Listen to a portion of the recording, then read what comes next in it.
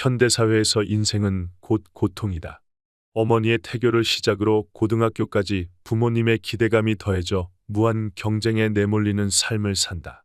대학의 문턱을 넘게 되면 그 다음은 취업 문제로 고통받고 곧바로 결혼 문제를 고민한다. 때마다 찾아오는 인간관계에 대한 고민들도 빠지지 않는다. 인생의 모든 과정은 고통 그 자체이다. 쇼펜하우어는 인간이 평생을 고통받는 이유가 욕망 때문이라고 말했다. 또한 우리들이 살고 있는 세상을 욕망이 끌어넘치는 곳이라고 설명했다. 욕망이 가득 찬 인간들이 서로 끊임없이 싸우고 경쟁하는 것이 우리가 사는 세상이다. 세상에 태어나서부터 죽을 때까지 인간은 욕망을 끝없이 추구한다. 먹고 자고 쉬고 싶은 욕망도 있고, 돈을 많이 벌고 싶고, 특정 물건을 갖고 싶어 한다. 성적을 잘 받고 싶고, 누군가에게 사랑받고, 인정받고 싶어 하고, 건강했으면 좋겠고, 더 자유로운 인생을 누리고 싶어 한다. 원하는 것을 얻기 위해서 끝없이 노력하는 것이 바로 인간의 욕망이다. 하지만 우리는 원하는 모든 것을 가질 수 없으며 내가 원하는 것을 얻지 못하는 경우가 더 많다. 갖고 싶지만 갖지 못하기에 결핍을 느끼고 결국 스스로 고통받게 된다. 이것은 절대적으로 원하는 것을 얼마나 많이 갖게 되었는지와 관계가 없다. 아무리 부자여도 부자 위에 또 다른 부자가 있고 결국 비교하면서 상대적인 결핍을 느끼게 된다. 수중에 1억 있으면 10억을 갖고 싶고 100억의 자산가는 1000억의 자산가를 부러워하며 이렇게 욕망은 계속해서 커진다. 하지만 그 모든 욕망을 다 충족시킨다는 건 불가능하다. 결국 좌절과 결핍 때문에 삶이 고통스러워진다. 결핍을 전부 채우는 건 쉽지 않겠지만 내가 원하는 것을 갖게 되는 순간이 없는 건 아니다. 그러면 고통의 문제가 해결될까? 설사 욕망이 전부 채워진다고 해도 문제가 생긴다. 인간은 권태를 느끼기 때문이다. 어떤 청년이 어렸을 때부터 꿈꿔왔던 인생의 목표인 아파트를 35세의 자가로 갖게 되어 원하는 것을 이루었다고 생각해보자. 부동산 계약서를 작성하고 이사 후 살아가기 시작하면 처음에는 집에서 모든 순간이 즐거움으로 가득할 것이다. 하지만 시간이 지나면 즐거움은 점점 줄어들고 내가 그 집을 소유하고 있다는 것이 당연하게 느껴진다. 집뿐만이 아니다. 스펙을 쌓고 수많은 경쟁을 뚫어 그렇게 원하던 직장에 가게 되고 승진도 하고 연봉도 많이 받지만 목표를 이루었다는 충만감도 잠시, 인생에서 무언가 이루었다는 즐거움은 빠르게 사그라진다. 내가 입사만 할 수 있다면 회사에 충성을 다하겠다던 자기소개서를 뒤로하고 쌓여있는 일과 인간관계 스트레스에 떠밀려 오늘도 혼술과 넷플릭스로 마음을 달랜다. 가끔 회사에서 일이 너무 많을 때 제발 일이 줄어 월급 누팡이 되어보고 싶다는 생각이 들 때가 있다. 그런데 진짜 일이 완전히 줄어든다면 어떻게 될까? 근무하는 8시간 동안 사무실에 앉아 있는데 일하는 시간이 5분밖에 안 된다면 극도의 무기력함과 권태로움이 찾아오게 될 것이다. 분명 내가 원하는 순간이 왔는데도 불구하고 결국 지겹고 공허한 감정이 생기게 된다. 권태가 오랫동안 지속되면 삶이 공허해지고 무기력해진다. 인생이 허무해지고 심하면 우울증까지 생길 수 있다. 경제적 자립 후 회사를 조기 은퇴하는 사람들을 파이어족이라고 부른다. 아껴 쓰는 습관을 정립하고 정기적으로 수입이 생기도록 자산을 세팅한 후 삶을 자유롭게 사는 것이다. 은퇴 후 3개월은 만족감을 느끼면서 하루하루를 살아간다고 한다. 모두 다 그렇지는 않겠지만 보통 시간이 지날수록 커지는 감정은 권태라고 이야기한다. 그렇게 원하던 자유를 얻었지만 처음의 즐거움은 빠르게 사라지게 되는 것이다. 이렇게 인간은 특정 욕망이 충족되더라도 평온하게 시간이 흘러가게 되면 공허함과 권태로움을 느끼게 되고 자극적인 행동을 찾게 된다. 게임이나 도박에 중독되기도 하고 드라마나 영화를 고를 때도 더 자극적인 것을 추구한다. 쇼펜하우어는 삶의 권태가 가득하면 인간은 도박, 싸움 등 온갖 자극을 추구하게 된다고 말했다. 그래서 적당한 고통과 고난은 더 평화로운 사회를 위해서 필요하다고 말했다. 직장에서만 봐도 업무가 여유로운 부서는 상대적으로 사람 간의 갈등이 많다. 일이 힘들면 그 일을 처리하는데 온 정신을 집중하여 마음이 바쁘게 되는데 권태로우면 마치 일부러 자극적인 갈등을 만드는 것 같이 사소한 일을 가지고 갈등하여 관계가 나빠지는 경우가 많다. 그래서 그 부서에서 주로 하는 일은 담당하는 업무보다 서로 간의 갈등을 해결하기 위하여 면담하고 분쟁을 해결하기 위해 바빠진다. 그 부서 사람들은 회사에 일하러 출근하는 건지 서로 갈등하고 분쟁을 해결하기 위해 출근하는 건지 헷갈릴 정도로 문제가 심각하게 되는 경우도 있다. 쇼펜하우어는 인간이 모든 욕망을 다 충족하고 원하는 대로 살아가게 되면 인간은 지금과 같이 발전하지 못했을 것이라고 단언했다. 셰익스피어는 글을 쓰지 않았을 것이고 플라톤은 철학자가 되지 못했을 것이고 칸트 역시 순수이성 비판을 출간하지 않았을 것이다. 인간은 이렇게 결핍과 권태를 오가면서 살아간다. 결국 삶은 어떻게 하든 고통으로 가득할 수밖에 없는 것이다. 욕망이 충족되면 권태가 찾아오고 부족하면 결핍이 오는 것이다. 쇼펜하우어는 인간은 결핍과 권태 사이를 왔다 갔다 하는 시계 추와 같다고 표현했다. 사실 삶의 모든 순간들이 그렇다. 행복해지는 순간도 있다. 욕망이 막 충족되고 권태가 찾아오기 직전에 잠시 동안 찾아오는 것이 행복이라고 말했다. 하지만 그 시간은 매우 짧다.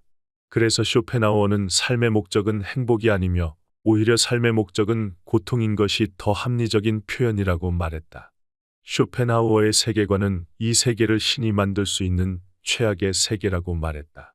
나라는 개별된 존재가 각각의 욕망을 갖고 있고 그 욕망을 충족시키기 위해서 서로가 싸우고 비난하며 경쟁을 통해 치열하게 살아간다.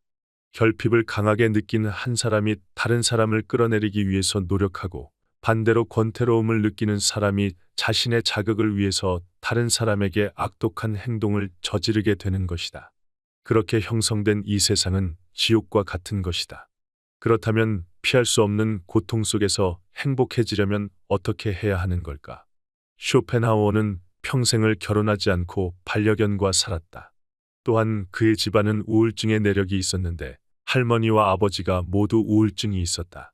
결국 아버지는 우울증에 시달리다가 자살하였고 쇼펜하우어는 어머니와의 불화를 겪으며 단 한 명의 친구도 애인도 없이 고독하게 살았다. 힘들고 고독한 삶을 살았던 쇼펜하우어는 고통이라는 키워드와 함께 세상을 부정적으로 바라보았다. 하지만 어떻게 하면 고통에서 벗어나 행복해질 수 있을지 평생을 고민하고 연구했다. 고통은 결국 욕망 때문에 발생한다. 그리고 욕망이라는 건 결국 마음이 어떠한 상태인가의 문제이다. 쇼펜하우어는 행복과 불행을 결정하는 건 세상에 대한 마음의 태도라고 강조했다. 똑같은 상황을 경험해도 인간은 서로 다르게 반응한다. 비슷한 경제적 환경에서 살고 있는 두 사람이 주식에 1억을 투자했다. 그리고 똑같이 10%를 잃었다. 그런데 한 명은 세상이 무너질 것 같은 걱정과 불안으로 가득하고 다른 한 명은 평온한 상태일 수 있다.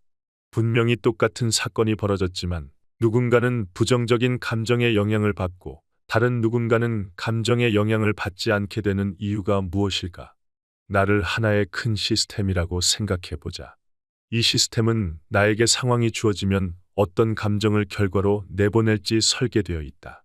상황을 넣고 반응이라는 결과로 내보내는 이 시스템은 나의 과거 경험과 기질을 기반으로 설계되어 있다.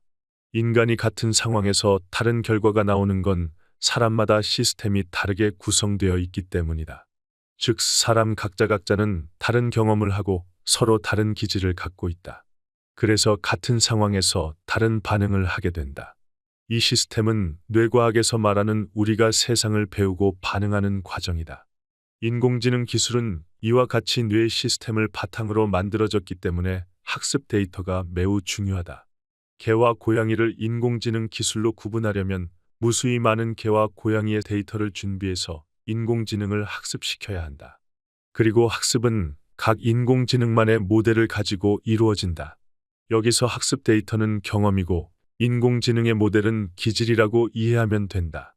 인공지능은 인간으로 치면 경험이라는 학습 데이터를 넣고 기질이라는 모델이 합쳐져서 특정한 시스템이 되는 것이다. 그리고 결론적으로 어떤 사진 데이터를 넣으면 이게 개인지 고양이인지 결과가 나오는 것이다. 인간은 동물의 데이터 대신에 상황이 주어진다.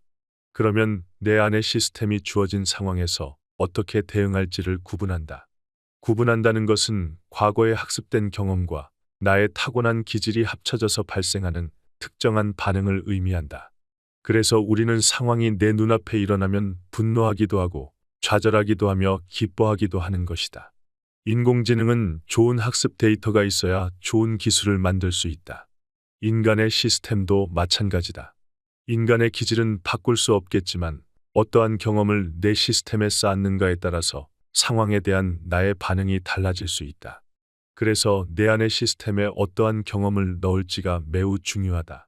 부정적인 것들만 넣어주면 우리는 부정적으로 세상을 보게 되고 긍정적이고 행복한 것들로 채우게 되면 행복한 결과가 나오게 되는 것이다. 그리고 이러한 경험들은 내가 선택할 수 있다. 엄청나게 돈이 들고 시간을 투자해야 하는 경험만을 말하는 것이 아니다. 지금 당장 웃어보자. 그리고 창밖의 하늘을 바라보고 충만감을 느껴보자. 이렇게 느끼는 것도 내 안의 시스템에 행복한 경험을 채우는 일이다. 실제로 행동 심리학 연구에 따르면 웃으면 더 행복해진다는 결과를 발표하기도 했다. 우리는 내가 처한 상황이나 환경을 조율할 수 없을 때가 많다. 지금의 직장에서 계속 일해야 하고 만나던 사람도 끊어낼 수 없는 상황이 더 많다. 상황은 당장 바꾸기 어렵겠지만 나라는 사람에게 좋은 경험을 추가하는 선택을 할 수 있다. 지금 당장에도 말이다. 즐거운 음악을 듣게 해줄 수 있고 긍정적인 내용으로 가득한 시나 소설을 읽을 수도 있다. 내가 좋아하는 것을 찾아서 퇴근 후에 나에게 경험할 수 있는 기회를 선물할 수도 있다. 우리는 그렇게 할 수 있다. 감사 일기가 정신 건강에 좋다는 이유도 나에게 감사라는 경험을 계속 넣어주는 것이기 때문이다. 세상은 그 사람이 그려낸 마음의 태도에 따라서 다르게 해석된다. 우리가 해야 할 일은 삶을 더 아름답게 살기 위해서 지속적으로 좋은 경험들을 채우는 것이다. 그래서 내 안의 시스템에서 더 자주 행복이라는 결과가 나올 수 있게 업그레이드하는 것이다. 긍정적인 경험이라는 요소를 시스템에 계속해서 추가하는 것이다. 그렇게 된다면 비록 삶은 결핍과 권태로움이 여전하겠지만 내 삶에서 긍정적인 시간들이 더 많이 늘어나게 될 것이다.